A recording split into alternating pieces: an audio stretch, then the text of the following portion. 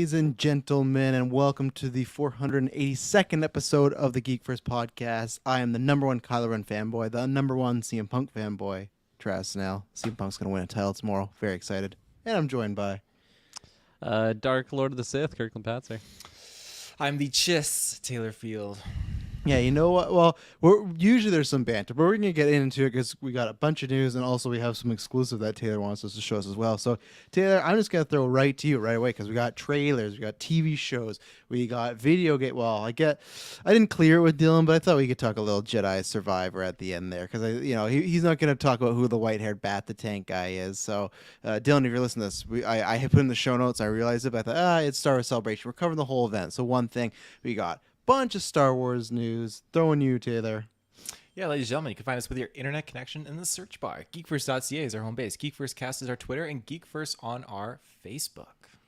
Yes, lots of big stuff coming off. Or coming up, not coming off. Look at our social media. The roast that we were going to do for Taylorfield has been postponed to a later date.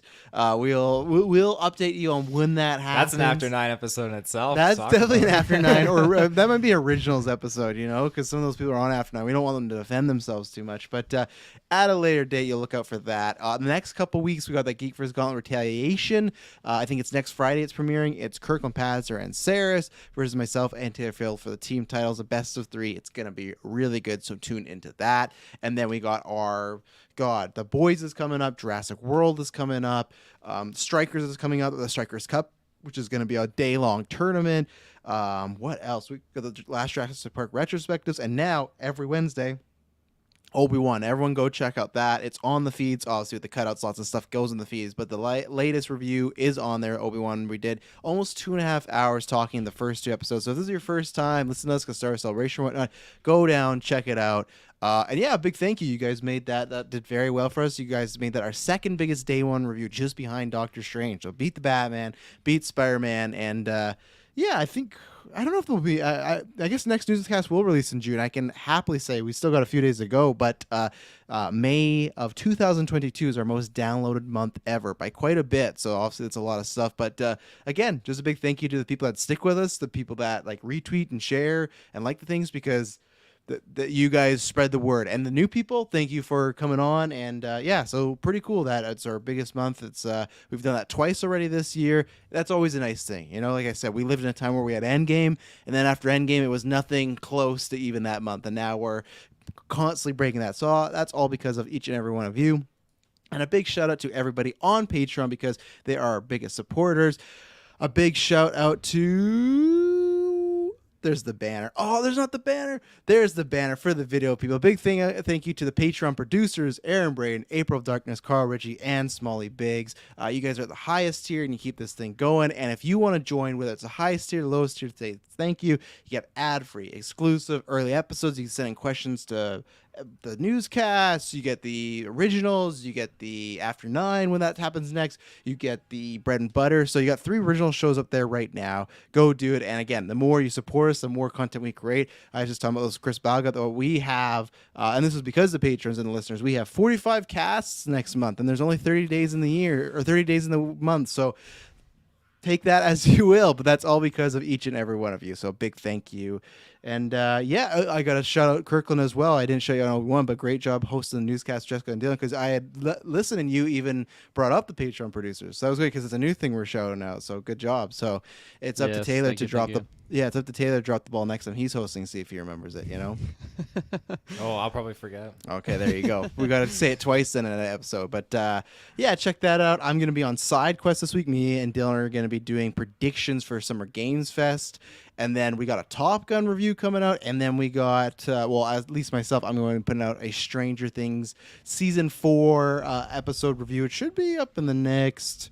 I'll say 27 hours or so I'll finish that up, and I'll have a good story about season 3. To finish, right? Right? Of course, yeah, who just started episode 1, and she's like, these are all the length of movies? It's like, yeah, this is why you should watch RuPaul's Drag Race, but that's why, that's another After 9 Originals conversation. But let's get into this. So much Star Wars stuff. Taylor Field, Actually, I'm not going to throw you because I'm the one editing tonight, so I'm going to go in order. We're going to talk about The Mandalorian Season 3. Now, people might be going, oh, how are you going to talk about that? There's not a teaser out. Well, of course, it's the internet. And if you invite anybody with people with fucking phones, of course, there's a teaser out. But we also have some details. So let's just start with what is actually public knowledge, and we'll get there. So they did confirm, this is a huge, do you guys hear about this huge character they confirmed is going to be next season?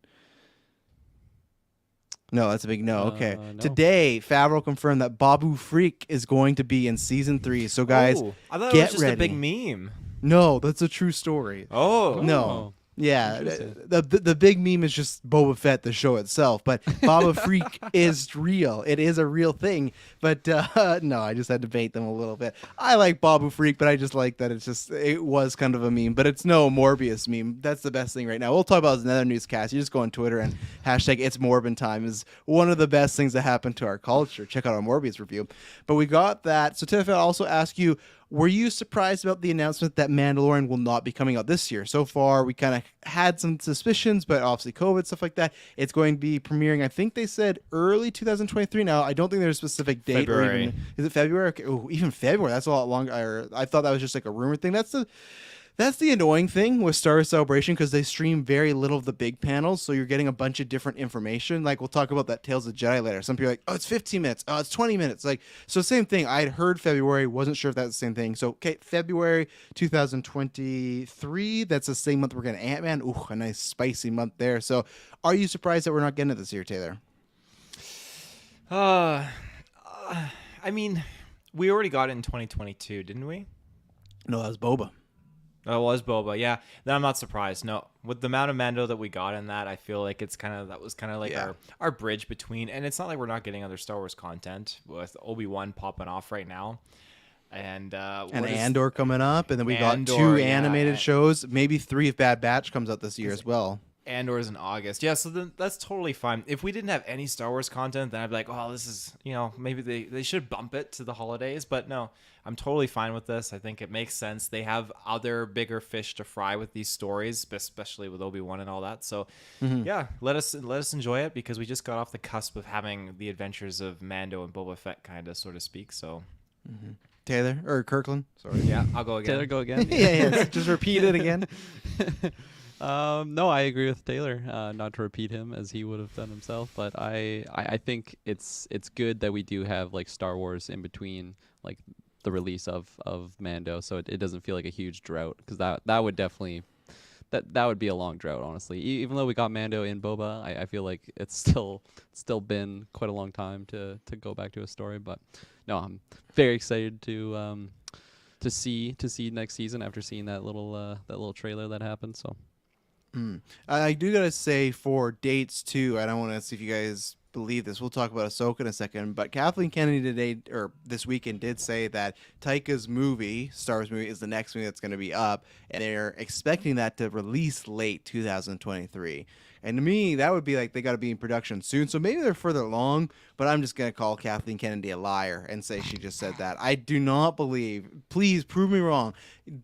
I'll bet almost anything that I do not think that movie is hitting next year. That just I guess what would happen is Taika has to finish promotion for Thor and then just go right to work, and like maybe it's ready, but I just feel like we've heard nothing about pre-production, nothing about casting, nothing about like all these other things that it does to me. Unless my asterisk is let's say it's like a really small scale Star Wars movie, like one planet, one sort of people. Yeah, the classic, as Buzz points out, the December 31st, 2023. Like December TVA for all 22nd. game. That's the slated release for Rogue Squadron, right? So I mean, this is supposed to be before then. Well, no, so I think they're saying Rogue Squadron's pushed back. This would I think she's proposing that this takes that date, I think. Okay. Yeah, so I don't think it's happening. I would love it. Like I said, unless it's something very small. Like if it is just pod racing the movie, then okay, maybe we could hit this. Like if it's just like very just set on a few characters, which I don't know what we're going to get with Taika, because it's not like, I wouldn't call the Thor movies small. They seem like smaller in MCU because they're not like Endgame or No Way Home, but I don't think those Thor movies are small, so No. I don't think it's happening next year. But Yeah, I feel like if it's a regular like scale Star Wars movie, I think it would be like spring of the following year. Honestly, I don't believe that December slot whatsoever, and it's not like she's given us much to believe her, right? With all these other statements that she's made and just promises of these movies that are going to be happening that just for whatever reason are slipping through the cracks or just being delayed for the moment, but. Yeah. I hope someone asks Taika on the Thor Ragnarok tour now. Like, oh, so the movie's coming out late next year. It's again, like, I don't know. What? Yeah, well, I yeah, didn't it's know like that. it's like we talked before. Michael Waldron be like, yeah, I'm writing that Feige movie right now, and her being like, I'd like to see a Feige Star Wars movie. And you're like, okay, so Taylor, next year Taika movie, we getting it? That's bold. Like that's really bold. I'm gonna call her a liar too. Like at this point, I need to. Oh, we should have done red eye thumbnail. Red eye. Kathy Kennedy lies again. Her words The are liar empty strikes to back. me. Like they really are. Yeah. I need actual action to prove this because at this point, how many times has she said that we're getting this movie here, this movie there? And it doesn't happen. So at this point of the game, it's not a matter of. Like believing this and thinking it's gonna happen. Like I genuinely just don't think that she's gonna pull it off. So. Well, what they are pulling off at least is like what we talked about, Mandalorian. Super Bad Mike says it'd probably be more comedic Star Wars movie if Taika's doing it. Yeah, I think it will be, but I hope they just don't plan to make a comedy in Star Wars. But we'll see. That would be like if they were to make their first big screen Star Wars flick coming back and just being a comedy. I don't think that would rub It's people the right starring way at all. Hasha from Obi-Wan. Oh, yeah. Oh, but yeah, as a series, sure. But y'all talk about how Skarsgård's and everything MCU, Star Wars, Pirates of the Caribbean. Hope Tony Gilroy brings all Bourne and Michael Clayton sensibilities to the show. Yeah, we'll get to that when we get to Andor.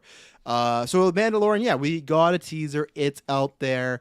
I'd say the two biggest things are, like I said, you see them from most of them have been pretty good. I feel like that Ahsoka one we saw today, that was like the shittiest one of the cam versions, but that's fine. This is pretty much showing that, okay, the three big things. He's heading to Mandalore because he wants to redeem himself. She says there's no redemption for you.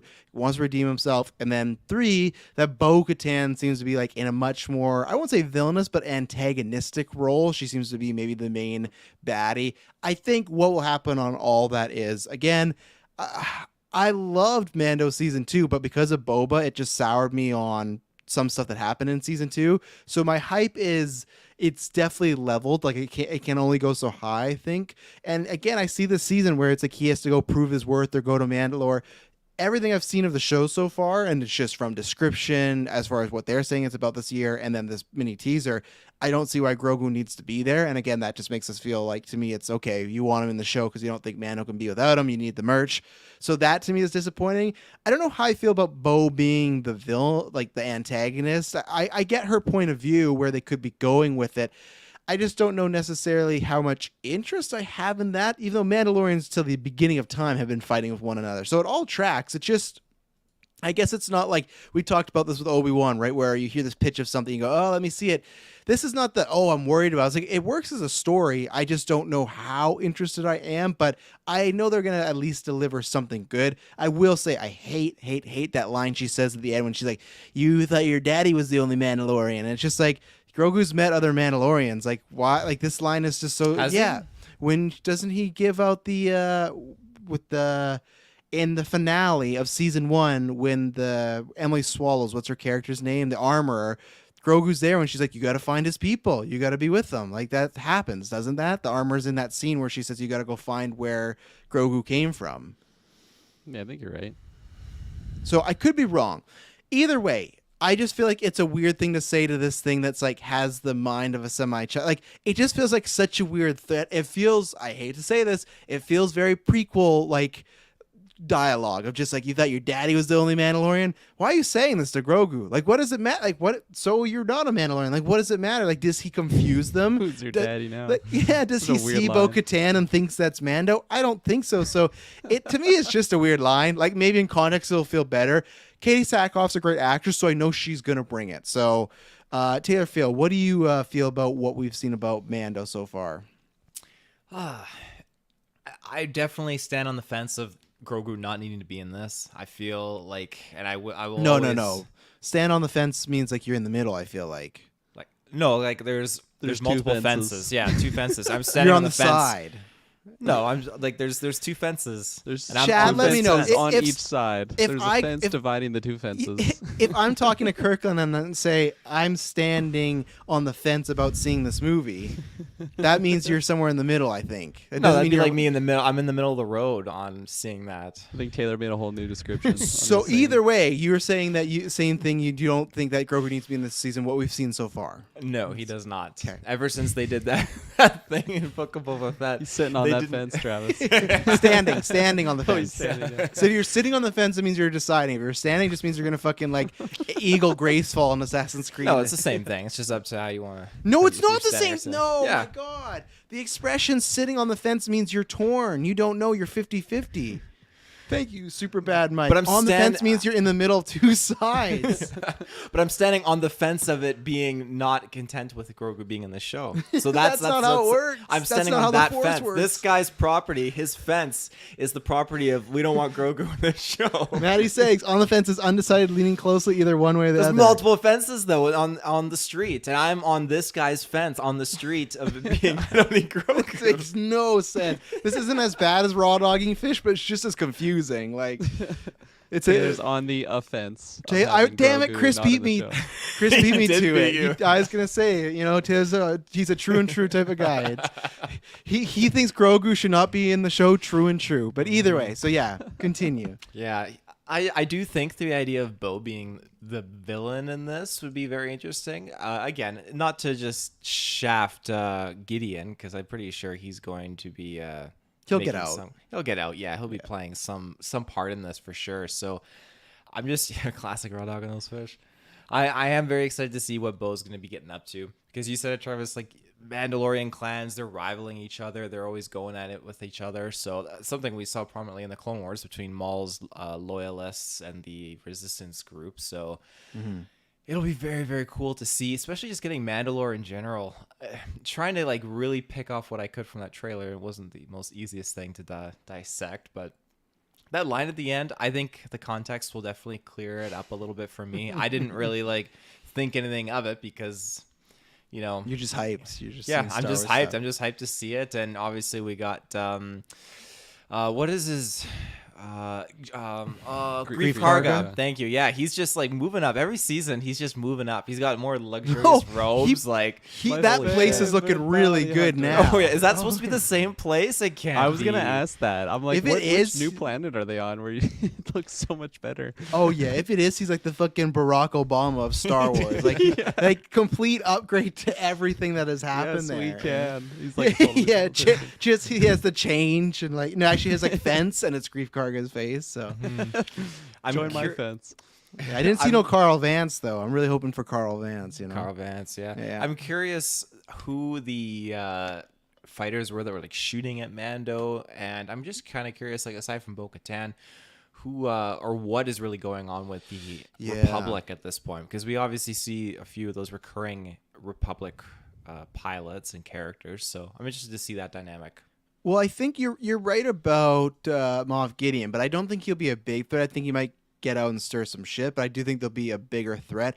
I likely think it's going to be something tied with Thrawn, and I think, Taylor, you're going to get your juices for Thrawn, but I think they're going to start connecting all those. I will ask you, though, Taylor, because last time we saw last season, we knew about this in lore, but we saw the actual attack.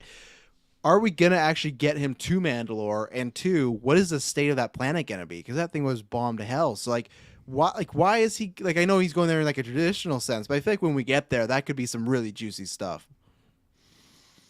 Yeah, like at this point, it's bombed for sure. It's definitely sustained a lot of damage, but I imagine it's still capable of being lived on. I don't think it's totally inhospitable, but I have to check my facts on that for sure. Don't Check quote the me on that, archives. but Yeah. So I do think if your question was, is he gonna get to Mandalore in this season? Is that what you were asking? Yeah, I'd say, yeah. I definitely think he will, because it looked like he was in some caves or something like that. So he definitely found Tatooine. Yes, Tatooine. He's got to have a bath, right? That's what he had to do. Have a bath in the waters to cleanse himself of his misgivings, and then he used Yeah. Mandalorian again. So I hope I'm we down just for get a full Pedro, Pedro bath Pascal scene. Yeah, cock yeah. out, you know? Oh, Like, yeah. He's like, all right, strip in front of me. Grogu, turn your eyes. Turn your eyes. Bo goes to kill me, just butt ass naked and everything like that. But Yeah, Kirklin, what do you think about this trailer and then just anything we've talked about? Mandalore, Bo-Katan, fences. Yeah, overall, I really like this trailer. I thought it was awesome.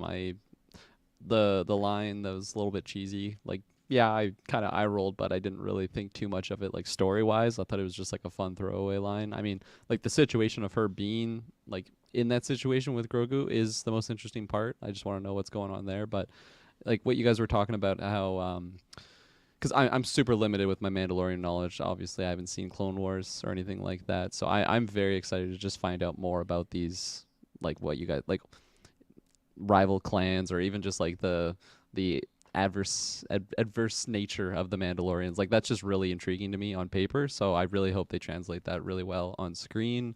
Grief Karga, I love his robes. He's like a beautiful, like, Looking nice good. red something or rather with the cool design. I really liked it, and just his like charisma that he has on screen. Like, we memed about him a couple times in previous seasons and episodes, but he's just so fun to have on screen. So My favorite customer, the Mandalorian. you guys all fucking suck compared to this guy. Yeah, he's the best in the universe that's ever been, the Mandalorian. And A his real voice, too. man. It just makes it that much better. Go check our Mandalorian commentary tracks. Fuck, So, those are good times. I hope I get some more memorable moments like that. But overall, yeah, I got the juices flowing. I'm getting excited. Grogu, cute to see on screen, but like you guys, I definitely think they're just they're milking that cow for like the Grogu effect over like good storytelling, which is never good in my opinion, because it would have just been really interesting if they actually kept him away, and then the next time you see him, it's such a big deal, right? Like, oh my god, we haven't Yes. seen Grogu in like an entire season. That didn't happen. They got him No. back right away. So Not even one But- season. He got not him. even one. He didn't even season. get him episode 1 of his own show. He got him in between his show. Like, it's just, I'm just so flabbergasted they did that. You know, like, I still can't believe, again, they're trying to make it like MCU, which is just like the fact that if you just strictly watch The Mandalorian, you're going to turn Mandalorian season 3 on and be like, what the fuck happened? Like, I imagine they're going to, in the recap, have to show scenes from Boba Fett, right? Yeah. Oh, definitely. They'll have to. Probably. Yeah, they needed him for the Grogu Boba Frick final battle. Oh, that's got to be a Black Series Lego set there. Kirkland, I thought you this question. I think Superbad Mike is joking. He says, I wonder if we're going to get 2 random Boba Fett-centric episodes of Mandalorian 3. Only seems fair.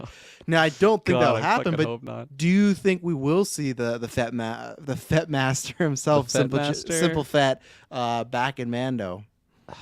It's tricky. I'm on the fence on that. You're standing on the 'cause fence. I'm Oh, no, standing you're on on the the fence fence, actually. I'm on the yeah, fence right. on Yeah, that. you're sitting on the fence, right. I'm in between.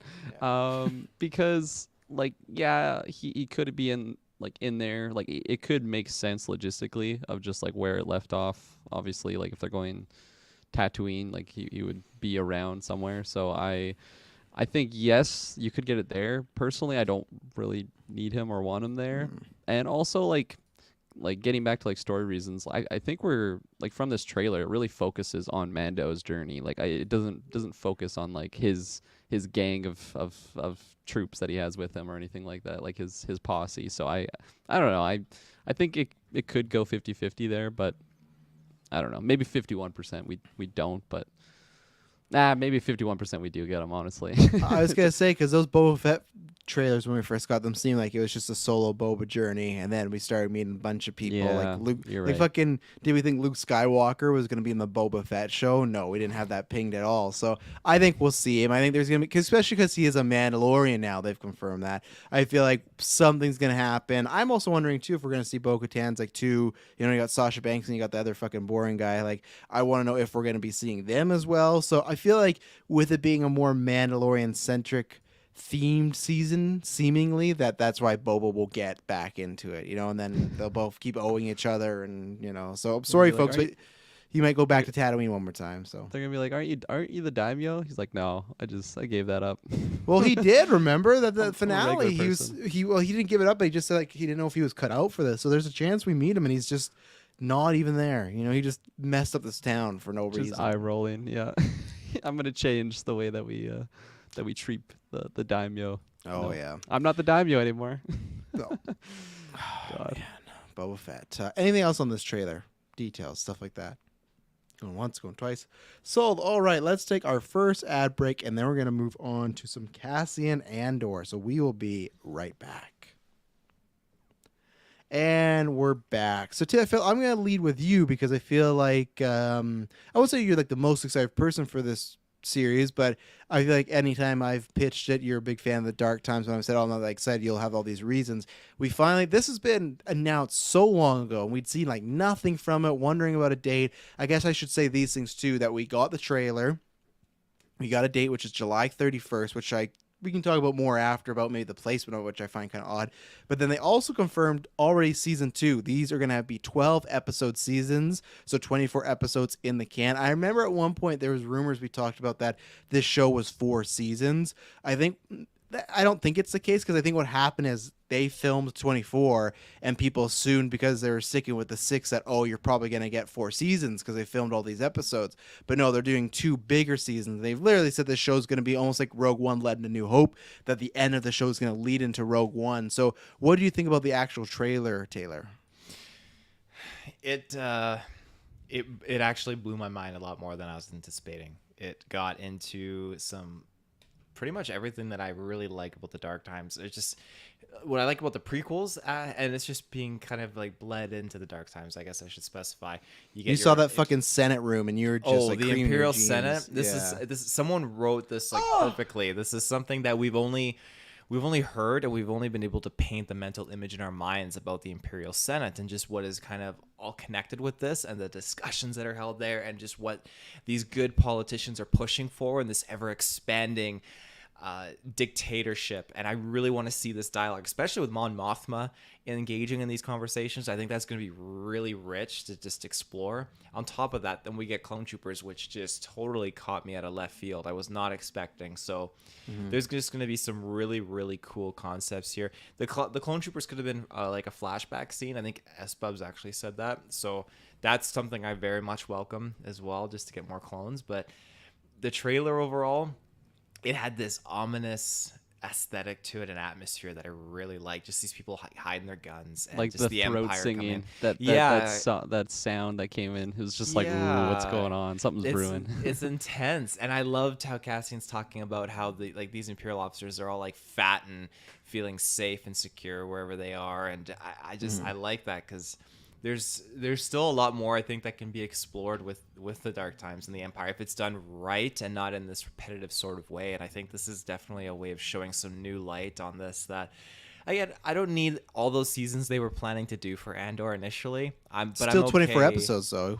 That's a lot of episodes. I'm totally okay with that. That's fine. It's just like I don't need like 6 seasons or whatever it was initially, but I'm excited to go on this journey at this point in time and see where we can get and how we navigate this period of time with these characters, and just see more of that formation of the rebellion, because the formation of the rebellion was something that I heavily got to see in Force Unleashed, when Starkiller's the one who's kind of spearheading it. But there's so much more involved into this concept, and I want to explore that and see these politicians being ousted from the Imperial Senate. Like Mon Mothma says, like, she's being watched, and I want to feel that intensity and let's get like a Jason Bourne kind of vibe from this show too, right? Like, let's get into the mystery behind this and the intrigue and the framing, the blackmailing, all that kind of stuff. Let's get into it.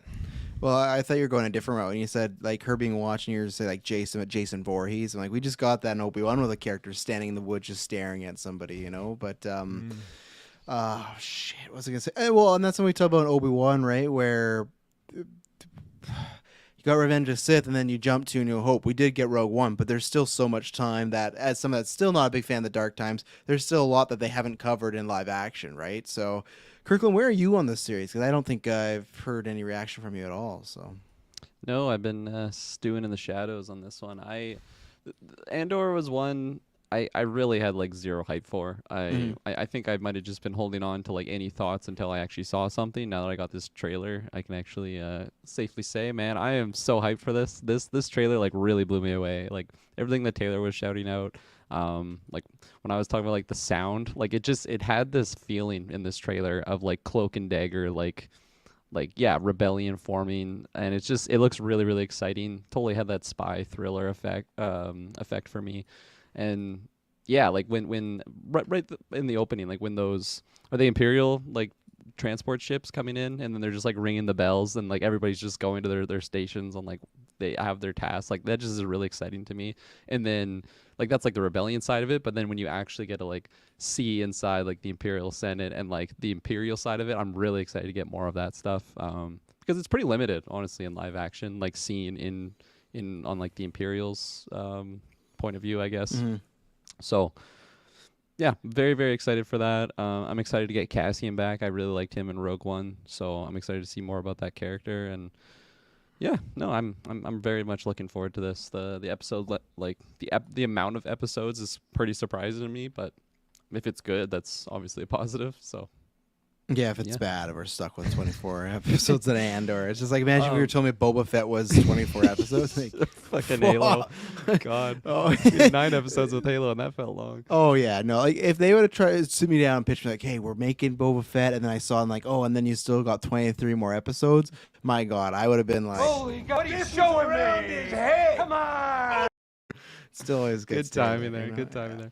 One last thing I'll say is like overall, I thought the CGI looked really good too. There was a couple like cityscape shots that looked really cool with like some sort of like hybrid like train / elevator system. Again, it's just like a sci-fi thing of like world building. I loved it. I love the details in that regard. So that looked really good, and all the troopers looked nice and polished. And so yeah, visually they did a really good job with this trailer, and yeah, so very very excited. It's funny too because during this trailer, I don't want to say that. It's just funny that there's a big talking point at one point of these clones. You know, it's the first time we're seeing them in a live action show with armor. You know, it's just funny a few days later. You know, talking about that, but. Yeah, so I think this was a case of people built this up way too much because I was on vacation, I was traveling, so I didn't see this trailer till like 3-4 hours later, and I liked it, but like everybody was like sounding like they were blown away, and I was like, oh, I can't wait to watch this, and I was like, okay, it looks good. It doesn't. I would say at least it uptakes my my excitement like a little bit, but I still go back and forth as it's prequel, which can be not my favorite thing, but I got Obi-Wan right now. That's going good. So hopefully, Star Wars can do that. Lots of Star Wars prequels happen, and I try to go, okay, where can I find the good? But it's just like, we just know his story specifically, but it's okay. The early ons of a story, which I'm open for. Again, I've always said that I like the Cassian character. Diego Luna is fucking phenomenal. I've always said this, that once I saw Milk, I was like, man, I love this actor. So if there was like a lesser actor playing this character, I probably would not really be that interested at all. But I liked the trailer. I think it is good to have different variations of the show. We've not had a spy thriller Disney Plus show yet. And again, this is where I have a bumpy road with this, is because the original showrunners were the people that worked on The Americans. And The Americans is a top 10, one of the best type of spy thriller shows ever done. I would say maybe the best. And then when they left and you got Tony Gilroy, who did Rogue One, as someone that like thinks Rogue One is fine, I kind of go, is this going to be something I'm really anticipating? So I think this trailer did do good. I got a laugh though when it starts with them banging like some sort of drum or something. I was like, man, when Cassian hears that banging, he's just gonna have fucking flashbacks to like his childhood or something. Like, all I thought was Mando season 1 on like the banging of the armor. So there was glimpses of this that I really liked. I'm really interested too to see, because so far all these Disney Plus shows have had like a surprise, right? One's had a surprise, Mando both seasons had a surprise, Boba's had a surprise. I'm curious to see if this is gonna do that, and I almost would respect it a lot more if it didn't do that. I'm not saying, hey, don't have a character like Bail Organa or someone in there. Like, that's fine if they haven't announced someone they're in there. I just mean those big, a Luke Skywalker, a Baby Yoda, a returning character for Obi-Wan. And to me, this trailer doesn't give me that vibe. It gives me the vibe that's going to be about the people on the ground. And I think that's would be the best, because I want them to focus on that, because I think if we get too fantastical again, even though I didn't like Boba Fett, the people that did like Boba Fett were disappointed that they took that route of, Luke and Mando and Grogu, right? So I hope that they play it safe. And all in the game, yeah, you're 100% right that Gilroy did born Michael Clayton. But for me, if I didn't really like Rogue One and he was a part of I won't say I didn't like Rogue One. I just didn't really, really enjoy it. So if he's the guy that really spearheaded that stuff, and this is the same thing a guy that's before said, like, yeah, I don't care about Star Wars. I think he's doing this because he's getting a good paycheck. You can go back and listen on podcasts when they got him for Rogue One. He's like, yeah, I don't really have any connection to Star Wars. So, I'm still waiting to be sold. It's definitely lower tier. What I'm more interested about is, so it's 12 episodes, and I can't remember. Let me pull up our GeekVerse calendar, But it is 12 episodes, and it's premiering July 31st. So while I look into it, Kirkland, what do you think about... We've seen this happen now, like maybe only a few times, but before we were like, okay, even Hawkeye premiered with 2 episodes, and they've moved things around where Star Wars and Disney Plus did not overlap at all. In a couple weeks, we're going to have Miss Marvel and Obi-Wan overlapping the same day. And then when this happens, you're going to have She-Hulk and Andor overlapping the same day. One, were you surprised that they didn't go later? Because especially with Mando not being in the winter, I didn't... it's not till February. I really thought this makes no sense that they have it overlapping with She-Hulk. Like, if you have no other Star Wars show, why not fill it with that? So do you think that this is just par for the course, or do you think eventually we're going to get some sort of change as far as do another day for some shows, or what do you think now that we're getting a lot more Disney Plus shows for Marvel and Star Wars together? Will this overlapping continue, and were you surprised by it? Yeah, I'd say I was surprised by it, especially when you brought up like the fact that they don't have anything dropping in those winter months Star Wars wise. So yeah, like for me personally, I would prefer that for scheduling purposes and stretching yourself thin. But yeah, like just from their their camp, they're basically competing with themselves. I think She-Hulk and Andor is a pretty similar audience group. I don't think just because it's Marvel Star Wars it's that different. I think those people that'll be watching those types of shows are going to be interested in both of them. So from their point of view, yeah, I think maybe it is a bit of a misstep, but I don't know. It's because the argument from their camp, if they stretch it out, people don't have to just subscribe to their service for those months, right? That the shows are coming out at the same time. If they have She-Hulk first and then Andor afterwards, okay, I got to keep subscribing to keep watching it. So longer. it doesn't really make sense for me from either camp. And it's odd because Star Wars, we're gonna have stuff. We're gonna have Visions. We're gonna talk about Tales of Jedi, which we'll talk about. And it sounds like for Marvel, we'll have What If. But it sounds like the fall's just loaded with animated stuff, which they haven't done yet. There's always been one big live action show, and as of right now, I don't think there's chat. Let me know if I'm wrong, but I don't think there's any other Marvel live action shows after She-Hulk. I know maybe they're trying to get a Secret Invasion in there, but I don't think that's happening. So fall's just filled with animation, which I think is a little risky, but I don't know. Yeah, I don't know. I could definitely see something getting moved around though. I don't know what it would be, but I could see something just getting shifted in their schedule. And remember when Disney Plus started, they were all on the Fridays, right? And then just randomly, Loki drops a tweet on their Twitter account, hey, we're moving to Wednesdays. And it was just like that, right? And even look at what happened last week where Disney, or, whatever, the Star Wars, Disney Plus, whoever it is like, hey, Obi-Wan is premiering 3 hours earlier. Now, Disney Plus, I hope that happens in the future. I'm not banking on that right now, but I hope in the future that does happen again. They could easily just drop a tweet and say, hey, Andor is coming out 2 days earlier or 2 days later. And I guess that's just my pitch of, even if it's going to be the same time, why not spread it out for days? To me, it's just have Andor on Monday. And I get why they don't want to do Fridays, right? Because that's usually some big movie of theirs. But even then, I don't see how that would be an issue. Even us, if let's say there's an episode of Andor coming out the same day as Avatar, we would go home or we'd go watch Avatar, do that review, and then we'd watch Andor the next day. It's not because Avatar's out on a Friday and Andor's out on a Friday, fuck Andor, I'm not going to watch it. People would just maybe watch it on the weekend. So that's why, even if it's the same, week, I just don't even know, or time period release, why they don't switch different days. Even if it's a Tuesday, a Thursday, it just feels odd to put them both on a Wednesday. But maybe their idea is so you see one and you don't miss the other. I don't know. And again, too, Disney Plus is only a few years old, so maybe they're just experimenting. They've done before of, hey, let's make sure the shows are separate. Maybe they're going to say, hey, let's do them together and see if people watch one more than, watch them more. Maybe there's a little uptick. Because I do think, I don't know if there's a worry, but I am very curious to see what Andor streaming numbers are going to be. Because I don't think, I know Rogue One was big. It was $1 billion movie, but I just don't know if I see many... I don't know if I see the GA really excited for that show. Those numbers that Moon Knight was putting up and Loki and probably Obi-Wan and Mando, I could see this being lower than a lot of those with Cassie. And I don't see people getting pulled to be I gotta watch the Cassie and Andor show. So Taylor, where are you on the dates of these shows? Yeah, that's it's a tricky one because I just feel like they're all going through this experimental stage right now with everything, and now we're finally at a point where they have so much content, they're finally stacking up, and not to the point where it's just animated in live action, but we're getting like very close back-to-back scenarios where it's live action and live action. So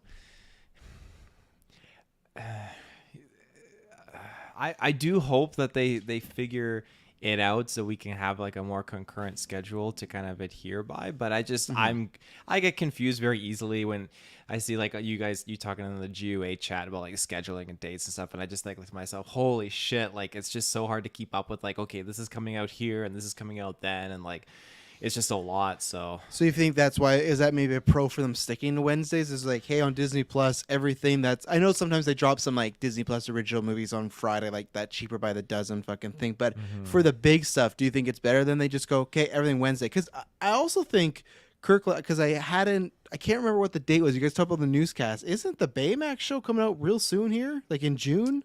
Yeah, June 13th, I think. Let me double check that. And now I know that's not like the exact same audience, but still, that's like a lot on a Wednesday. But then again, Taylor, like I said, is that more a pro that you just know, hey, all the biggest stuff on Disney Plus drops on a Wednesday, all of it? yeah, that's a pro for me, and probably because I've just been trained that way now through Disney Plus, right? So I think that's definitely a pro, but I wouldn't be opposed to it being like, if the big things were on Fridays, I would like that. But I get it. Like the movies, they make. I really don't want that for our podcasting life. I don't want the Fridays. I really don't want that. Like I said, no. Okay, so the days where we have to, if there's like the Mandalorian finale and it's like, I don't know, Jurassic World, that's a pain as far as you gotta like.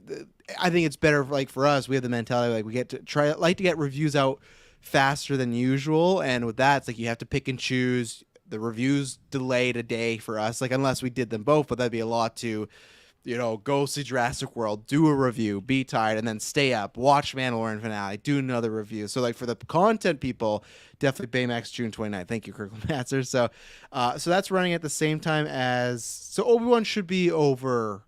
Yeah, Obi-Wan would be over by then. So okay, Miss Marvel and that will be concurrent. So no, I would not want Fridays for the podcasting life. If I had to choose, then I'd rather them both be on Wednesday. I still think the Monday and Wednesday thing's kind of, maybe Monday's an odd day, but or even like, I don't know why they fuck it and don't try like a weekend, like try a Saturday slot, like Friday people are up, and if they're not doing, like with us, if we could review stuff late on a Friday, that'd be much better because it's just like Saturday's off. So like you got the whole weekend to watch it. I don't know. We'll see, but. It is a weird thing, eh? Why most streaming things don't do like weekend drops, like maybe Friday, but like again, that's the Thursday night when that happens. It is kind of weird. Yeah, and I guess the idea is just like Friday is the weekend for some people, so that's how they'll watch it. They'll watch it Friday night, I guess. So, but then again, your problem would be lifted if you dropped Obi-Wan 6 p.m. PST and 9 p.m. EST on a Friday. It'd be just like regular TV, but still, it's like you'd get that, So yeah. No, and yeah, I suppose I think we kind of answered that about do you think they'll do Fridays? What I think I don't know what they do. I think this is honestly an experiment. I think they're going to see what the numbers are like, see if they're worth putting up at the same time, and they'll decide at that point. But I would prefer different days.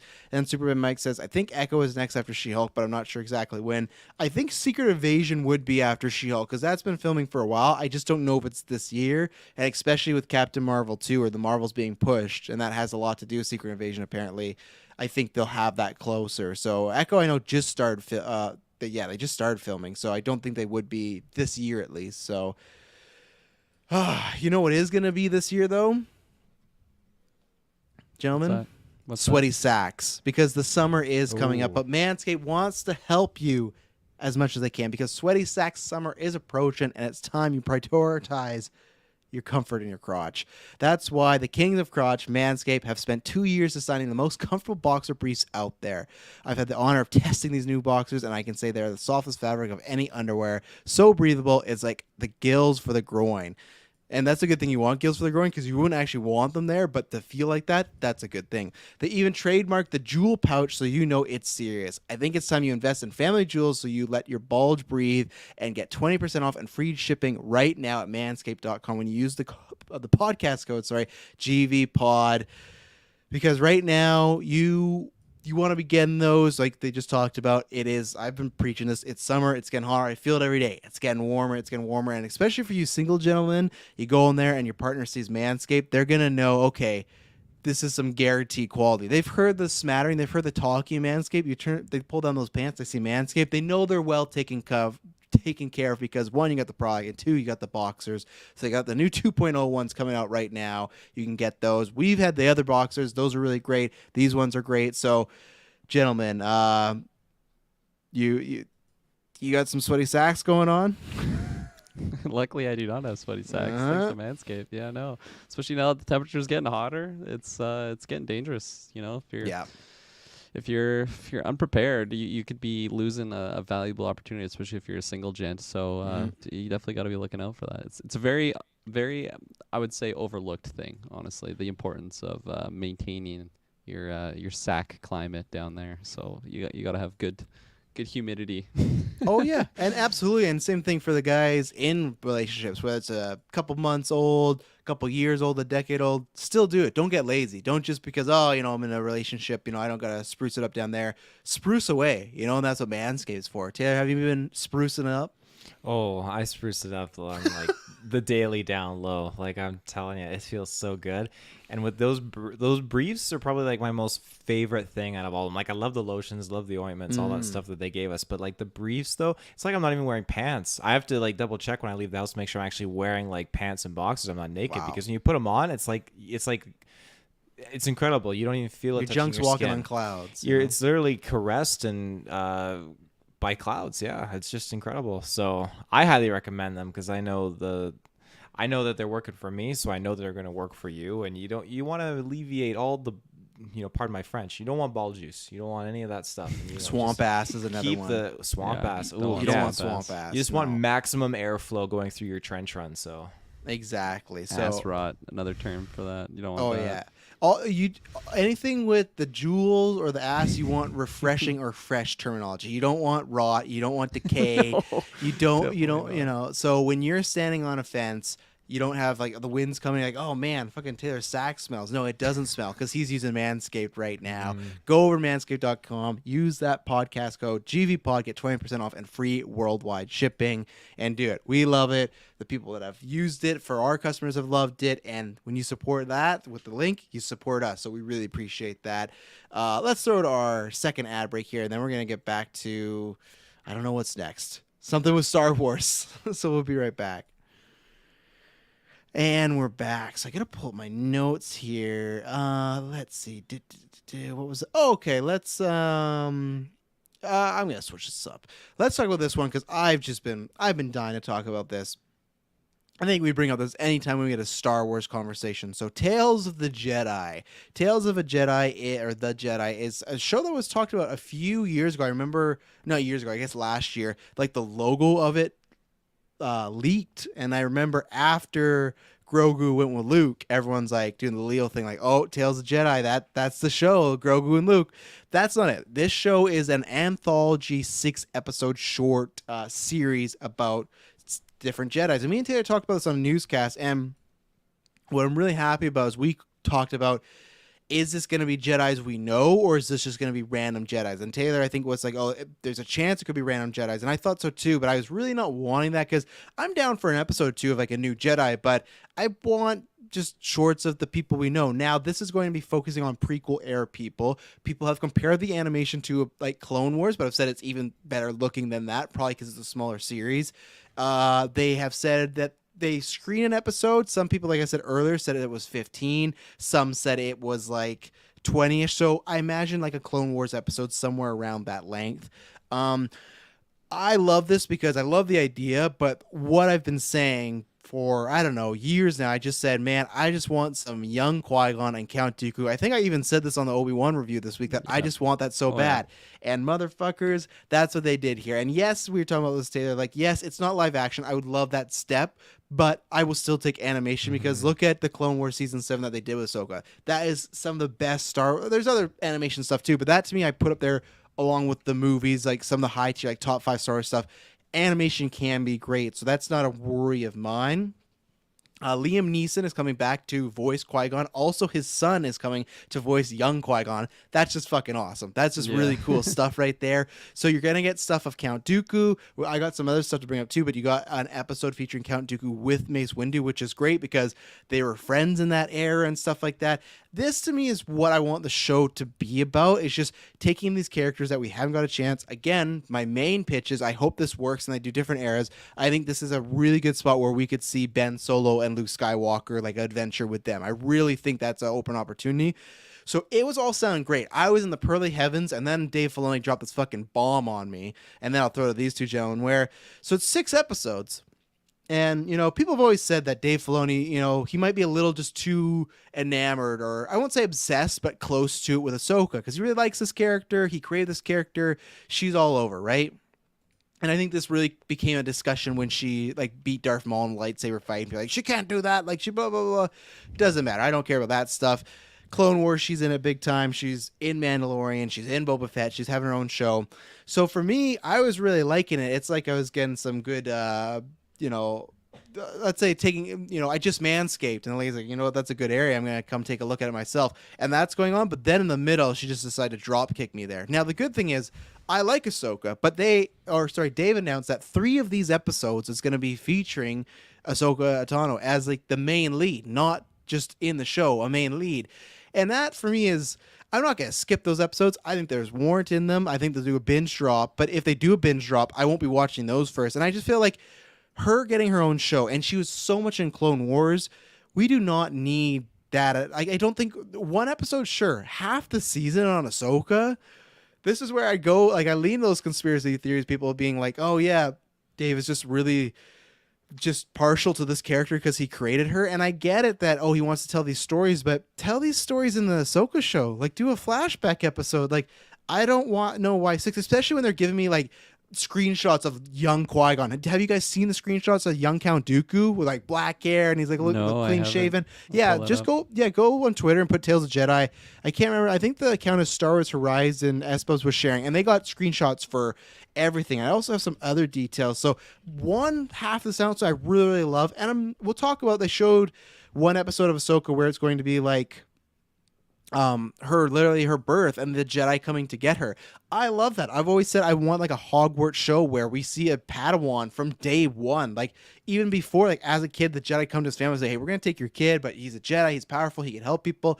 I like that concept of how awkward it is to approach someone and be like, yeah, we wanted your child's special. Like, oh, I know my child's special. Yeah. And now we're going to take them and you'll probably never see them again. Like there's lots to talk about there. I just don't know if I needed this with Ahsoka. So, Taylor, I thought you, because Kirklin's looking at some photos. What did you think about overall the show announcement? And it's coming in fall as well. Yeah, like there's no reason anyone should not be excited about this. Honestly, the animation looks gorgeous from these. Yeah. You can't see from some of these photos, and yeah, it's it's based on characters that we really want to know more of.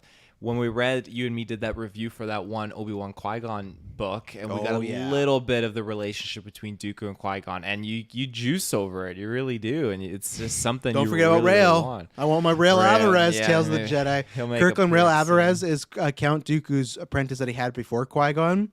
Ooh. And he's just like the wolf, like, so he went on a mission and went really poorly for him, lost a lot of people. So he's just become like, he's literally like if Wolverine was a Jedi. He's drinking, he's fucking all the time. He doesn't care about the code at all. He's in the Jedi like circle, but they just send him to like the furthest planets away because they don't want to deal with him. Like he's literally Wolverine as a Jedi, and it's great. But yeah, I hope we see Rael. We could see Rael. We honestly could see Rael. You honestly could see Rael, yeah. Please. So it depends if Dave wants to go that route or not. Yeah. But yeah, I think this has just got so much potential. That young Mace is going to be in this too. Oh, so yeah. like, there's just it's great. It is absolutely fantastic. The Ahsoka stuff definitely caught me off guard.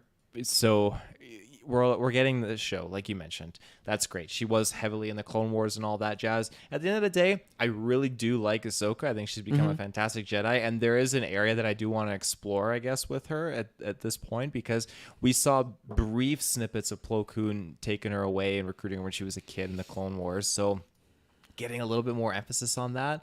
Again, the photos that we see just look fantastic of her when she's a baby. I think that if it is only like 15 to 20 minutes long, then That's totally fine. I do think 3 episodes is a little too much. I think it should have been like 1 for sure, 2 at the most, but I'll accept that it's whatever, it's 3. I just hope and I pray that if we do get some behind the scenes later on, that they aren't going to be like, yeah, well, we were thinking of doing, you know what's going to happen. Like this and this, but Kit we went Fisto. with the, Yeah. oh yeah, Kit Fisto, the moments leading up to his encounter with Palpatine. Oh kills the no, Jedi or don't give me that one. Don't give me that one. I'm fine if we get those behind the scenes as long as we get multiple seasons. And at least like the hope that we're getting more Star Wars Visions makes me hope that if this is watched, which I think it will, I think they're using Qui-Gon, Count Dooku, and Ahsoka. And maybe that's it. Maybe that's how, like, I'm not, like, maybe to give them the benefit of the doubt, maybe that's how he had to sell it is, hey, she's going to be a popular character in Mando. She's going to have her own show. She can, like, headline this. But I hope that as long as we're getting more seasons, then I'm open to it. But I will be disappointed if it's just like these 6 and like, yeah, we're gonna do one on Plo Koon and Kit Fisto. We didn't get there. Like, well, we're gonna maybe Kathleen Kennedy didn't want to greenlight this project unless she got like more Ahsoka stuff. Maybe it's like, oh, well, we need to bump Ahsoka. So and that could Dave's be like, it. Well, we'll sneak this in there too. Yeah, but so we'll sneak this half the season. We'll sneak it in there, all right. But and that's where it's like, that's where it's strange because to me, if she was trying to like boost the show up, I thought she would like be like, no, like have a Yoda one, have a Kenobi one. Dooku and Qui-Gon, I don't think are like the huge, like they're big characters, but I don't think they're like the for the GA. They're not coming here for the Dooku Qui-Gon stuff, right? That's maybe more for us. So, where are you on this, Kirklin? Yeah, I mean, the idea is absolutely awesome. I was definitely in that camp that we need to have more Count Dooku stuff. He's a character that, yeah, I mean, again, limited knowledge on Clone Wars stuff, so I don't really know where he lies in that, but from what I got from him in the prequels and stuff, it's so limited for what I want. I want to know so much more, and especially, yeah, those shots of like young Count Dooku with the dark hair looks so good, and so that gets me really, really excited. And I think this is another show that has that potential to just be absolutely amazing, of just like telling tales of just various different Jedi, from ones that we've seen, ones that we haven't seen. I think that's amazing. I think that's a show that could go on for like a long, long time. Yeah, a little, I don't know, hesitant with the Ahsoka thing being half the season. I understand it's not a brand new character, but it's a character who's becoming a lot more relevant in like mainstream Star Wars. So I understand that they want to push her, especially like she's going to be having her own story in her own series. So I understand it. I know a lot of people, especially with like the tail end, maybe you guys can speak of this, but like with the tail end of Clone Wars, like she just kind of like blew up, and I think a lot of people were talking about her from that. I have a question for you. She's like the main character of the big last 3 episode arc. So being in your position where you haven't seen Clone Wars, you haven't seen Rebels, your only association with Ahsoka is in the live action Mandalorian and some Boba Fett. How do you feel in this position getting some of this backstory in these episodes? Is that more like positive for you? Or? The shots of like her race and like the little village that they're in, that looked really awesome to me, honestly. Like seeing like the different coloration of like just, I don't know what that race is called, but they just looked, the design of it looked really cool. So I'm all for that. And Togruta, nice, cool name.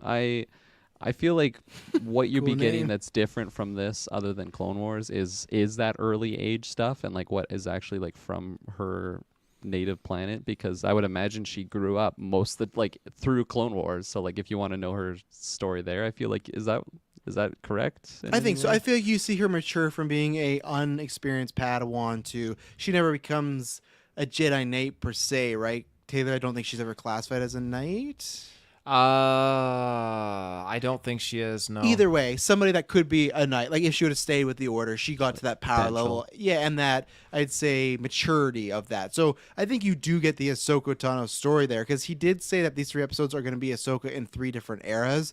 So I feel like what you're going to get is you're going to get this birth era, you're going to get the Padawan era, and then you're going to get the Rebels era, because there is apparently concept art of her fighting an Inquisitor.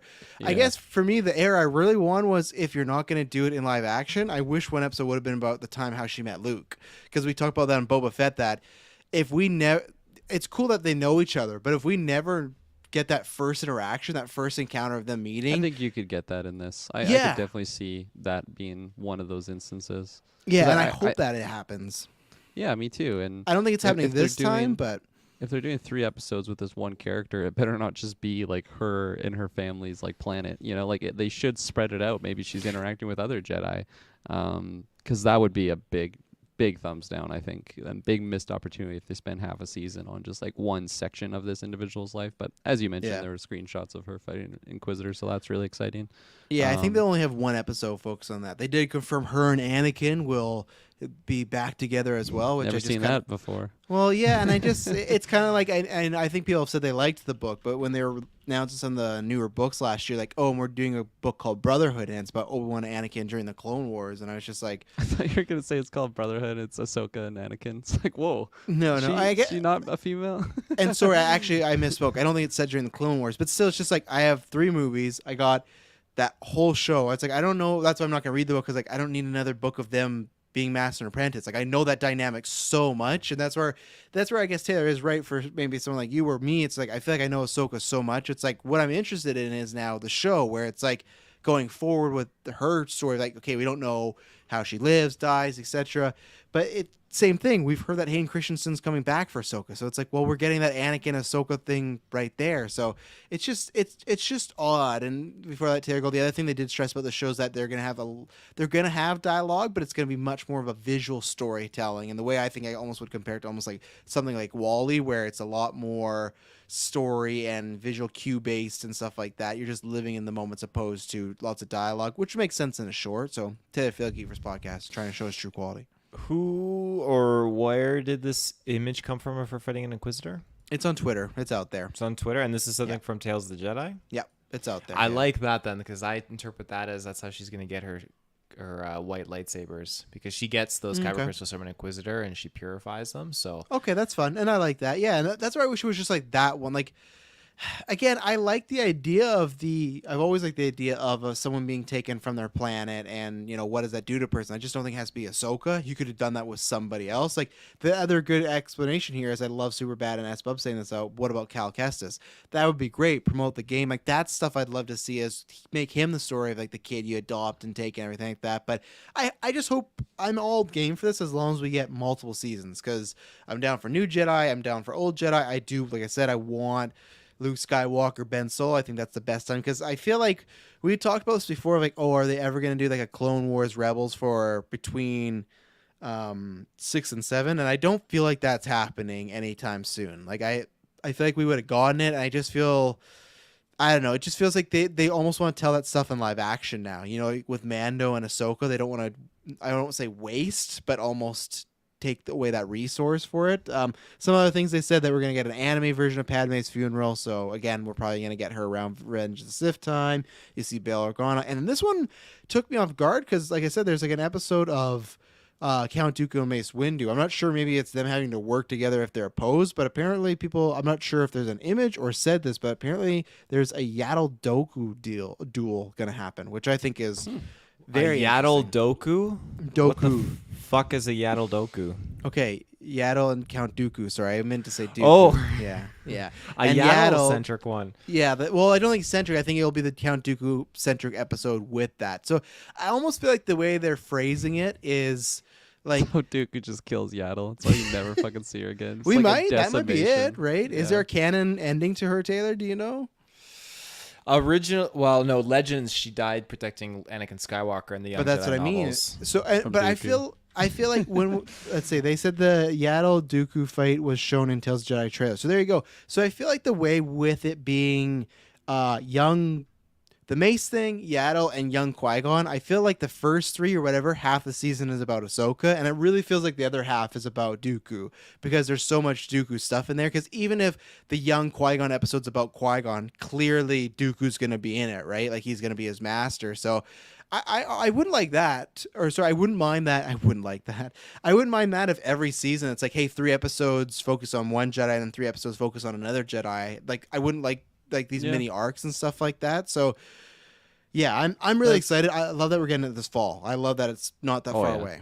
That's a good point about like the potential upside of doing a 3-episode thing, because if it's an awesome story and it's only 20 minutes long, you're gonna be like, oh, are you kidding me? I don't get more of that. And then if like it, Visions, if it right? leads, exactly. No, exactly. So that's really exciting there. I forgot to touch upon like I'm so excited to see a younger Mace Windu. He's like he's known for just like his brute strength Fighting and skill, his power, fighting yeah, style. yeah. So like to have him like younger, I'm sure he's a lot more powerful of a Jedi, like from the Samuel Jackson version, like that age. But like still, just have like that raw, like young, ready to Oh, go yeah. energy that he have. Like that's super super Freshly exciting. manscaped. Yeah, exactly.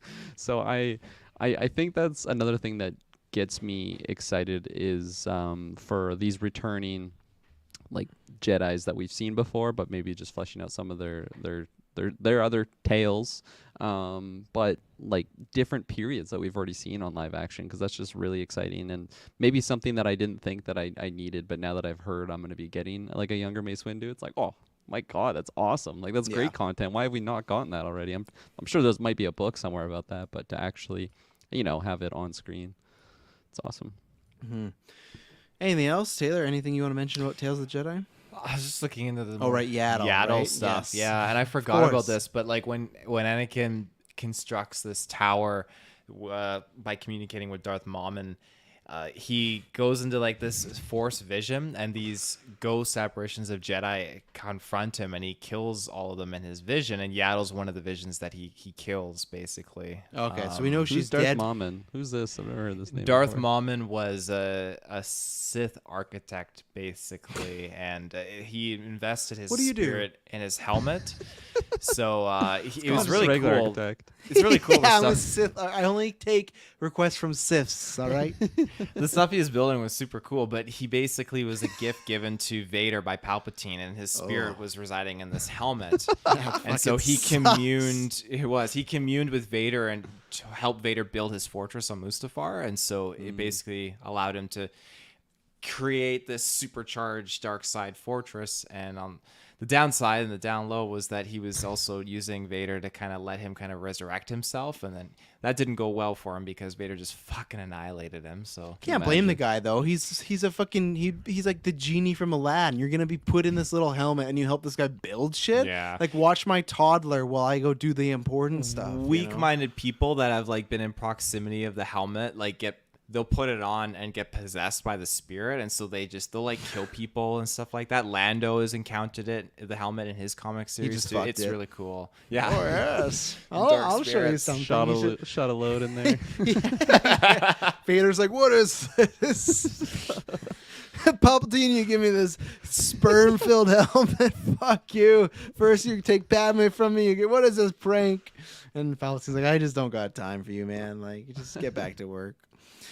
Let's talk about this next story here. So we got the Skeleton Crew. This has officially been revealed. We got no date on this right now, but John Watts is the showrunner. We had heard about this before. John Watson, the showrunner. It's going to be live action.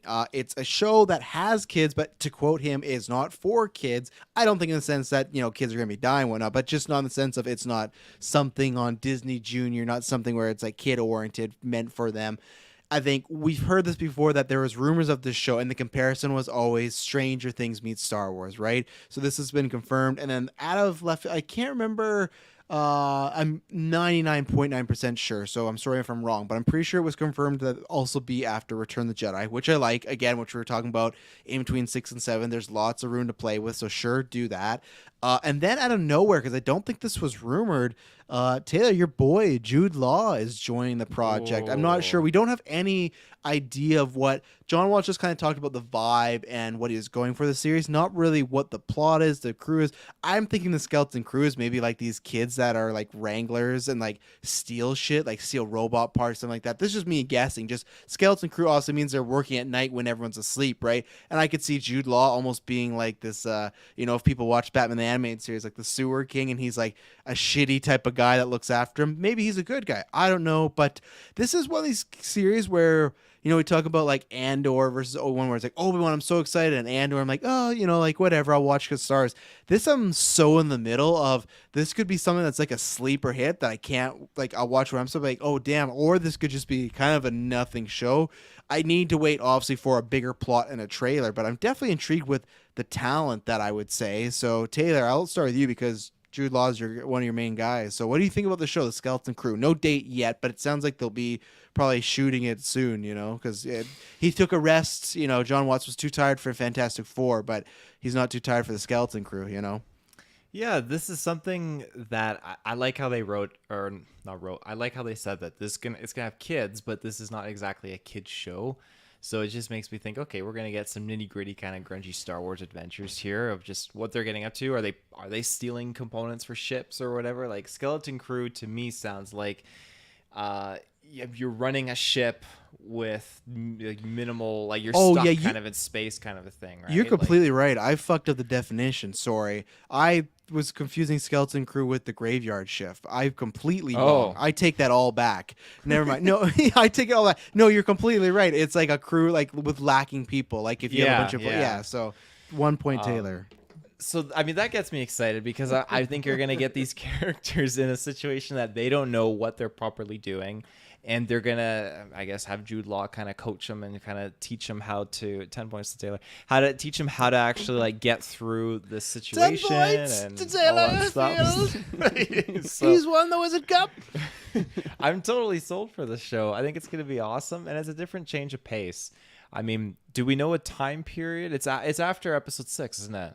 Yes, that's what I said. Yeah, that's supposedly what it was. That's what's been going around. Yeah, then I'm definitely curious. So I love after episode 6 stuff. Like that's a huge selling point for me there, and we got to get more of that. And this hopefully will segue into getting your Ben Solo stuff. Oh, am I wrong? Am I getting another 10 points? Am I wrong? Yeah, I might begin losing points about. Oh, maybe I'm wrong. Oh, no, okay, no, sorry. There's another kids show that's set in the High Republic, but that's rumored to be more, it's called like Young Jedi Tales or Young Jedi, and it's supposed to be more like it's on Disney Junior, and it's them training. So, okay, no, never mind. I will confirm. No, not negative. I'm going to look up the article, make sure. But Kirk and Patzer, what do you think about the story? Yeah, I mean, like Jude Law, Star Wars, that's exciting for me. After episode 6 stuff, that's also exciting for me, and I think that's kind of as far as I go for like excitement. I'm excited to just know more about it. Like when I finally get trailer, whenever that happens.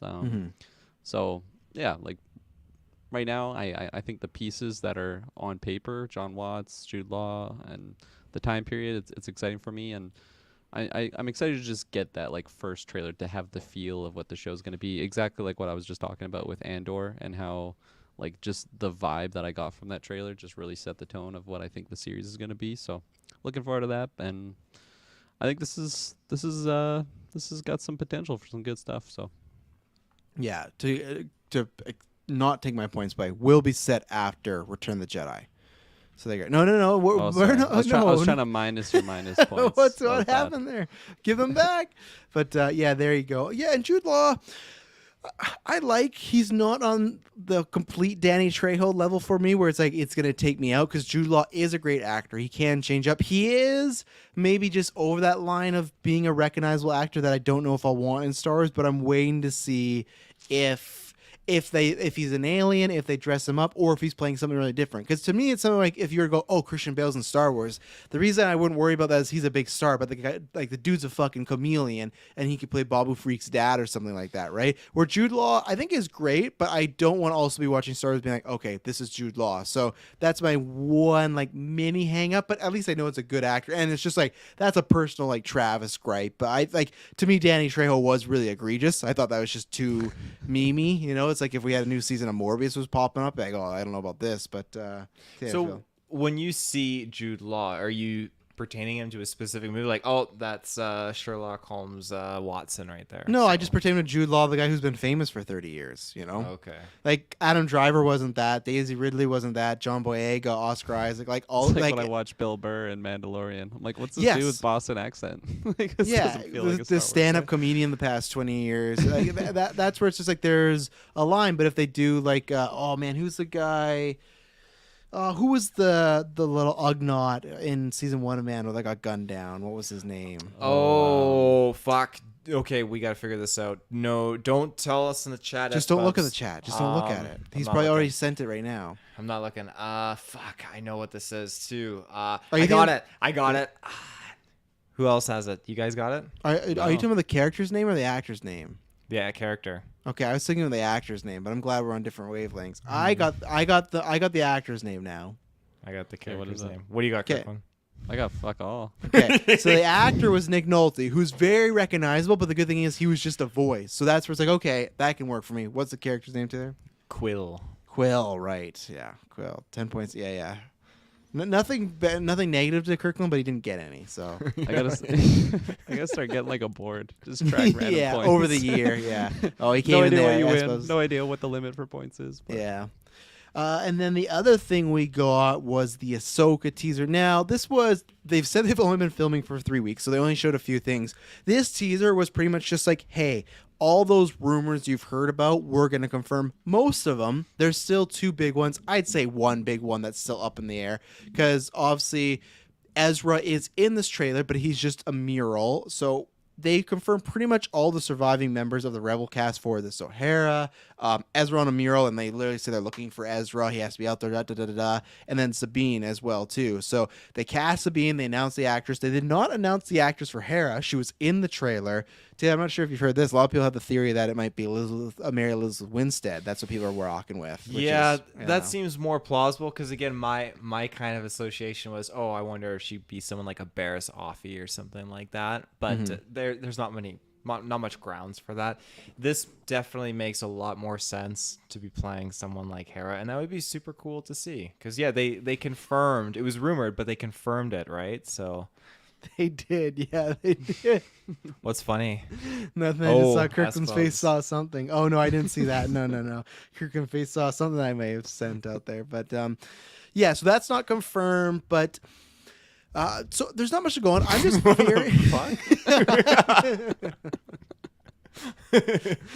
We're just laughing at more of these memes, ladies and I held that in gentlemen, better than Taylor did. Oh. yeah, it's so good. But I'm very interested because you asked Kirkland that question about, how do you feel about Ahsoka not seeing this? I'm very curious to see what, and I don't know if he's going to watch it before, but pretty much them confirming almost the entire cast of Rebels being the show, and this literally feels like a live action sequel to Rebels. And remember, Taylor, we talked about a couple years ago that was a rumor, right? That they were doing some sort of follow-up series to Rebels, but it was live action. I was like, oh, that's kind of weird. Like, would they actually do that? And it seems like Ahsoka's going to be that. So Ezra, they didn't confirm. They had, they didn't have Mina Massoud, who played Aladdin. He's been rumored for this role, and today he decides to tweet out, excited for the Ahsoka and all the other crews there at Star Wars Celebration. Game's about to change. And then someone said, sounds like you're sneaking around an NDA. And then he dropped the Tom Cruise, with the glasses and stuff. So there's 2 routes this goes. One, How was he allowed to say something like that? well, that's why he technically didn't say anything. He just said he's excited about Star Wars Celebration and Ahsoka, the show. He just said he's an excited fan. So there's 2 things. Either one, yeah, he's jumping around his NDA and he's just being fun, and I almost feel like they on purpose are maybe telling him tweet this out to get some speculation going out there, Or just get a 2 tweet Mina Musa has been fired from yeah. Star Wars projects. Yeah. 2, they replaced him with somebody else. They do the CGI. They replaced him with Ezra Miller, and then number 2. Either he's just dumb and he's just one of those actors that's trying to build himself out. There was this guy who was actually just an extra in fucking, I think it was BVS or Justice League, but he was trying to play up to fans that he was Green Lantern the whole time. They're like, oh, him fan cast, and he's like, yeah, man. I would be doing that. Well, but he was doing that, but it was he was just some guy in the background, stuff like that. So you never want to be doing that. Actor, it's a big thing in Hollywood too. You can say, oh, sure, I'd like to play that role, but you never want to be kind of campaigning for a role because studios are kind of fuck off. What happened to Simu Liu? Yeah, that's different though. Guy? He tweeted once at Marvel in kind of a joke way, Simuli, and then he got the role. Yeah, he got the role. He wasn't being I should be Shang-Chi, I should be Shang-Chi, So I think owed to me. Yeah, I think Mino saw the guy from Aladdin will be Ezra. I think that's good casting. I like him. He was charismatic in that movie. And I'm very curious. Same thing with Thrawn. They didn't confirm or show, so Kirkland, where are you at this as far as hearing that there's a lot of rebel isms and characters coming back for this, or for like making a live action debut at least. So I fucking better get on Rebels. Sounds like it. 4 seasons. I mean, I feel like I've been kind of saying that with most of this Star Wars stuff lately. Is like, oh my god, I gotta catch up on Clone Wars. I gotta watch like Rebels and like these live or these animated shows, which is honestly like for my time scheduling, it's a little worrisome. But like overall, I think it's a good thing because now, like for me, someone that hasn't seen Clone Wars has been going on for so many years. Like it's giving me a reason to go back and watch this content, and it ties it together to what's actually coming out now with some fresh Star Wars stuff. So I think that's a positive overall, like, because I know I'm definitely not the only person that's going to be thinking that. So it just gets people like going back to admire other Star Wars 100%. content. So You all good over there, Taylor? Am I saying? Am I up? you guys now? were chuckling or that's Oh, I'm laughing because more I Morbius I memes? swear I've heard you say that before. Like I got reason to go back and watch Clone Wars. That's like your go-to sentence. now I think you said that when got it. Ahsoka debuted, though, in Mando, and here we are, you know. So, Hey, your show's not out yet. I still got time. I'm that's busy. true. Come on, you know our podcast schedule. oh yeah, no, don't worry, I know. All No, that F1 formula. oh yeah, I was just laughing because I opened the chat or my phone again. I forgot the last meme was the sorry to let people know the meme that I sent. I had to because someone linked me and that's where I got alerted. It's someone tweeted, they're like, "Holy shit, this just leaked. Combat Pack 3 finally almost after 2 years. So it's DLC for Mortal Kombat. It's a fake tweet, but it's like turns out another round. We're just waiting for this Marvel Legend to be released in theaters. So hype. Please tell me this is real. So please tell me this is real. That gets me. And it's just a picture of Morbius with the Mortal The picture Kombat is what got logo. me. Yeah. It looks like a leaked picture, like it's blurry and everything like that, and just says hashtag Mortal Kombat, hashtag Morbius, hashtag Morbius Sweet, hashtag Morbin time, hashtag Morbin. We gotta next newscast or something. We gotta dive into this Morbius meme thing because it has just gone absolutely. out of control. Like these past 3 weeks, it's just like you guys saw the Twitch channel, right?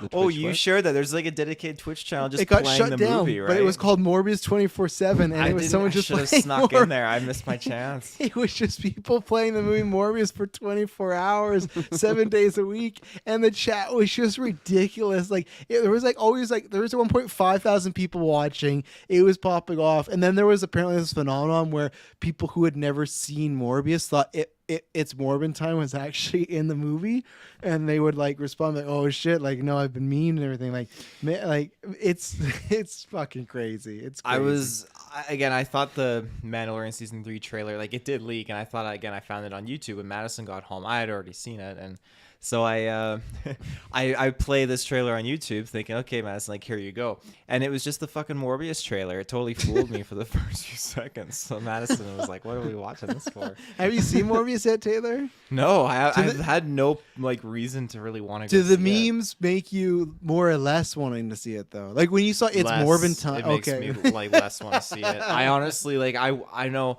like our business is podcasting, so inevitably I'm gonna go see it. I don't know. Is it even out on DVD yet? It's digital. You know, go see everything all at once. Fuck, come on, man, get Yeah. out there. The DVD's coming out for that too Man, soon. So. my parents said they watched that after I recommended Oh. that to them. Oh, And oh. I don't think they loved it as much as I did. There were certain moments when they're like, "Why the fuck did Kirk recommend this movie to us?" But Yeah, Morbius, right? You're talking about? Yeah. no, everything everywhere all I at know once. that was Yeah. the joke. Yeah. And then my dad also watched Morbius. I don't know if he's on all the memes lately, but he watched it, and he's like, "I'm like, what'd you think of it?" He's like, "It's good." it's more. He just hit you back with a hashtag. Shoulder It's shrug. Morbin time. Yeah. And also he that changed his Twitter handle to "I watch Morbius every single day." yeah, Morbius Pats or like the thing is like also how did they not do Morbius Combat hashtag Morbius Combat? You know, it was sitting right there. But let's take our last ad break and we're gonna talk a little Jedi Fallen Order, Fallen Survivor, whatever you want to call it. We'll be right back. And we're back. So like I said, we usually don't do this. I put in the show notes because we're covering all the big stuff Star Wars Celebration. We'll talk about this a little. We have got that, I guess it was last week or so because I think you were on SideQuest when the actual title came out, right? Of Jedi it's what the fuck is it? Jedi Survivor, Survivor. right? You said it. Kirkland said it. I think in Side Quest. I haven't been on Side Quest. I'm on this week. I think we might talk about it again. Terrible title. It just. I don't like it. It's just Jedi Fallen Order 2. Just do that. Just I don't know. Yeah. It's weird. Like even just getting like taking out Fallen Order, like both those words. Like I don't know. So this movie is, this game is, they've said it's coming out 2023, so we got confirmed that, so not this year, so kind of a bummer, but oh well, we can wait. And then the other big thing that's happened with Gotham Knights, it's not going to be on old gens, just PS5, PC, and Xbox. For me, I'm personally fine with that, because yes, I own those consoles, so I'm fine, but I'm also just, I like it because they're focusing on those versions, you know, like it is time, like, consoles have been out now for 2 years, the new ones. I know they're hard to get, but it is time to eventually move on to the new generation and focus and make those things looking good. And obviously it's just like cut scenes, but people were saying this. There's some shots of Cal Kestis. It looked like a fucking movie. Like it didn't even look like a video game. It was so clear, and don't know what's going on story-wise. We know it's 5 years after Jedi Fallen Order. Just the most intrigued thing I am is just like everybody, who the fuck's in that BAFTA tank? You know, like who, like with that white hair? I hope it's something of meaning, but I'm excited for the game enough. I think me and Taylor were a little disappointed, but hopefully with a sequel they will improve. I like Cal Kestis as a character. I don't like these rumors of you might be playing as multiple characters. Don't really like that because I feel like I'm invested in Cal's story. So depending who the characters are, that might be a big con for me when we get to the game. But I thought this teaser was good. It got my height level up, showing some fun stuff, showing some that you know, the overweight Grand Inquisitor, who the mobster is, and stuff like that. So I like what I saw, and I like the details we got. So Kirkland, where are you? Yeah, I like the trailer. I don't know. Because I haven't played through Fallen Order, so I'm not like that invested in like a sequel to the series, I guess, until I play through that first game. So it's tough to go much further than that. I think I am very intrigued to just know what the story is for this game, because I don't know what it was, but when I saw that individual in the tank, they had like tattoos and stuff, and I don't know why, I'm just like, tattoos is just such like a Sith thing. 100%. So I'm like, yeah. I'm like, I really hope this character is tight. I don't know, like maybe not like the most clean Jedi type character. Like maybe it is a darker type character. And if these rumors are true that you can play different characters, I think that would be so fucking awesome. Because then it's just like Force Unleashed, where I can actually play as a character with like dark powers. Again, like just my initial thoughts on it. So yeah, I'm really interested in finding out what the story is of this game, because I think the story of what the first Fallen Order was really, really fun, really, really cool and exciting. So, yeah, that's my thoughts. Taylorfield. Well, again, I feel like the reveal of this is just a little bit lackluster. I feel like it could have been like a little bit more like amped up and hyped. I feel that's just my interpretation. It just kind of like appeared. I was like, oh, okay, cool. But watching the trailer, I got super, super jazzed for it, and I'm very intrigued by it. Why are you smiling? You are the Mortal Kombat meme again. No, I got linked in a different meme that I will send after, because I don't want to. After the talk, I don't want to spoil. I don't want to break your concentration. That's happening there. Go, Taylor. Go. So the trailer itself, I thought it was very cool. It was very fun. It's set 5 years after the first game, I believe, in terms of story. So it's a lot of time. It's very much a lot of time. And it's like a year, because I was talking about this with Clay in the GOA chat, where it's 9 years before New Hope or something like that. So it's technically like after the Obi-Wan show, funny enough. Yeah, which is definitely intriguing. Like, where we leave off with our characters at the end of Fallen Order, there is a lot that we needed to explore and cover. So 5 years is quite a jump, because there's stuff with Ser, the Dathomirian, and yeah, just a lot that I want to explore. So Cal looks much more on the side of being Jedi-like, so he's obviously been continuing his training and honing that in.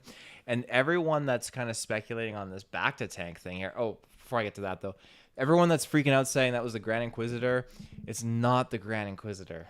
I thought it was until I watched the trailer, because you were completely right though. When I saw, all I had seen was screenshots, because same thing, I was traveling, so I didn't get to see it till later on, and I saw just a screenshot of his face, and he had the two things like around his ears. So I'm like, I actually got hyped because like fuck, the Grand Inquisitor's gonna be in the game. That's gonna be an awesome boss battle. But then yeah, when you watch the trailer, it's like yeah, he's clearly just some mobster. He might be Grand Inquisitor's brother, but he's clearly just some mobster, like not a part of that. And I am interested to see like what does this guy want with Cal Kestis, you know, because I don't really didn't get that vibe from the first game. He'd be dealing with these type of individuals. So, but yeah, it's not the Grand Inquisitor. Yeah, it's not. But when we get to the back to tank thing at the end now, I was looking at a few other statements people were kind of calling out what it could be, because it looked like he's clearly a character that has all scars up, and people were saying like Sith lightning and everything like that, more so than tattoos. Like he definitely is a worse for wear. And this is where it gets intriguing, because the main thing I saw people were saying is, oh, it's Starkiller. And I thought, well, I don't think it would be that, but that would be pretty cool. So other things that people are saying are, also, I was gonna say I don't think they'll ever call that character Starkiller though, probably because they have Starkiller base now, right? In the canon. It would be something different for sure. People are speculating it could be Ram Koda, which would be very, very cool, I guess. There's also Ram Koda, the guy that your first target in Force Unleashed by Starkiller. Oh, yeah, the guy that you blind. Yeah. Oh, yeah, that's awesome. Yeah. And then people believe it's this other Jedi called Karak Infila, and this Jedi is very cool because it's actually the Jedi that Vader. What a name! What a name! Crack and film. Crack and film. This is not the opposite. Philip McCrack. Film. They probably had that. Like we should change this.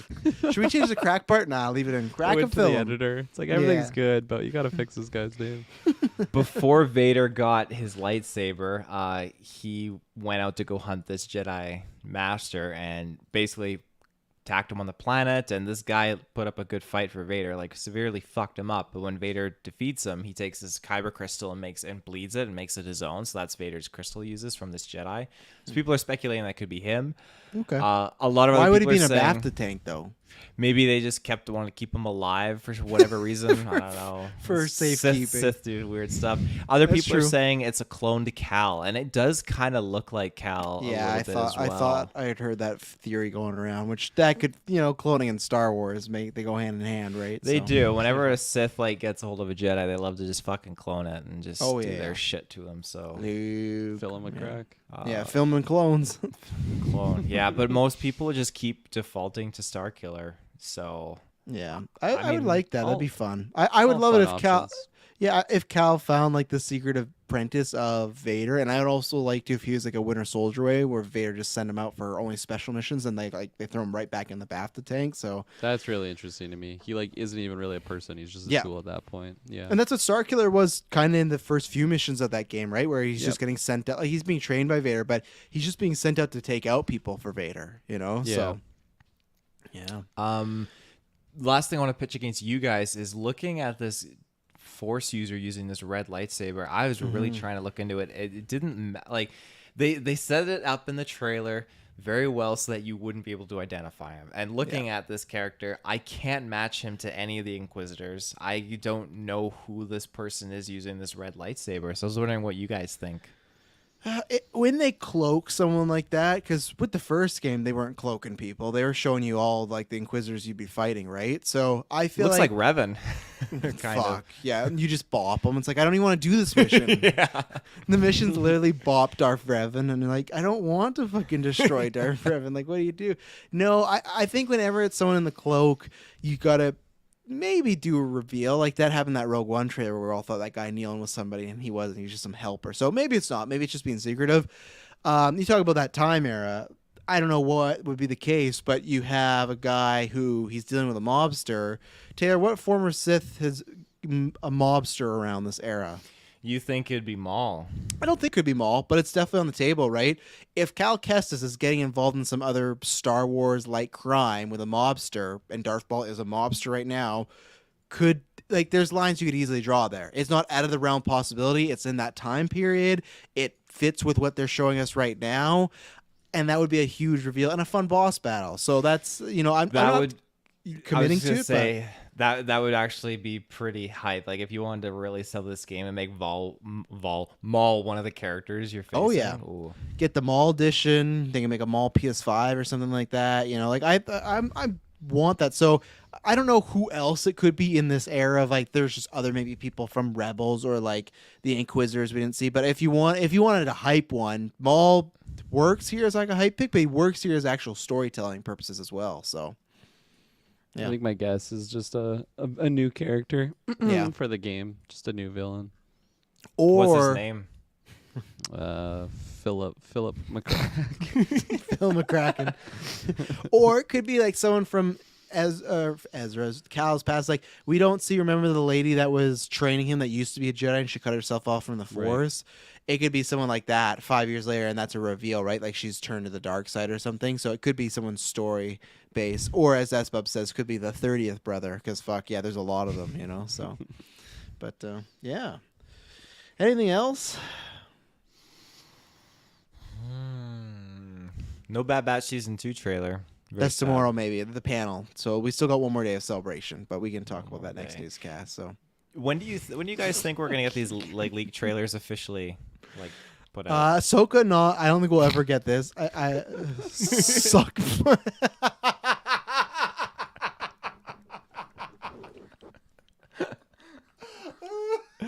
All in the game shows to you Suk my dick, but spelled SUQMADIQ. That's so great because it's like one of those like usernames you use when they won't let you put in the bad words, and you get creative with it. Oh my Oh god. my god. That was good. Travis is out. That was one of these Oh. reactions right here. Jessica's still laughing, man. Jessica's laughing at that one too. Oh my god, Suk the dick has landed. Oh my god. That was good. Oh. Okay, well on that note we gotta end because there's no Yeah. higher place to. Oh, Taylor, you got your finger up? Do I? Oh, it's just touching you my look like you have headphone. your finger. Oh, you're Fingering sorry. Madison right now. Yeah. I'm podcasting. No better place to Suck end my right there. dick. So thanks all in the game for that. Thanks as Bubs and everybody else that joins in the chat. Super bad Mike, Dad, everybody. Mad at 6 for an instant.